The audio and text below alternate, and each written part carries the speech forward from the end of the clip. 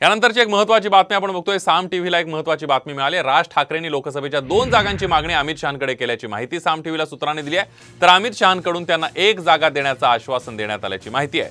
मुंबईतून राज ठाकरेंना लोकसभेची 1 जागा निश्चित मानली जाते आहे।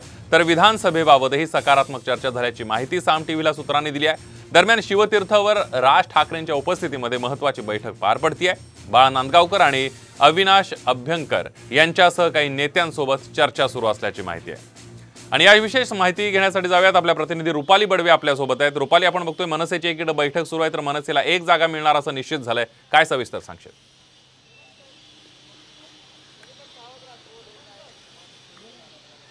संदीप, मनसे अध्यक्ष राज ठाकरे यांनी दिल्लीमध्ये जाऊन केंद्रीय गृहमंत्री अमित शहा यांची भेट घेतली होती आणि दोघांच्या नेत्यांमध्ये महत्त्वाची चर्चा पार पडली होती। या चर्चेनंतर, या बैठकीनंतर अशी एक चर्चा सुरू झालेली आहे की मनसेला 2 जागा मिळणार आहेत। त्याच्यामध्ये पहिलं जे नाव आहे ते म्हणजे दक्षिण मुंबई आणि दुसरं जे नाव आहे ते शिर्डी। या 2 नावांची सध्या मागणी जी आहे ती मनसेकडून केली जात आहे। या दोघांपैकी एका जागेवरती खरं तर वरिष्ठांकडून म्हणजे दिल्लीमधून हिरवा कंदील देखील दाखवण्यात आलेला, अशी सुद्धा एक प्राथमिक माहिती आपल्याला मिळत आहे।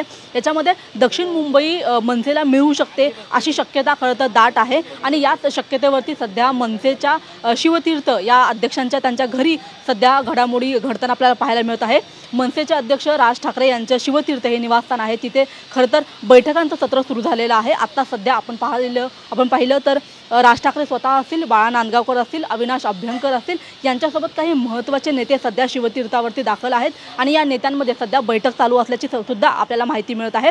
या संपूर्ण बैठकीतून आता अधिकृतपणे कधी घोषणा होते खरं तर हे पाहणं महत्त्वाचं आहे आणि मनसेला नेमकी दक्षिण मुंबईची जागा मिळते की अगदी रुपाली, या बैठकी संदर्भातले सगळे अपडेट तुमच्याकडून जाणून घेत राहणार आहोत। तुर्तास धन्यवाद दिलेल्या सविस्तर माहितीबद्दल।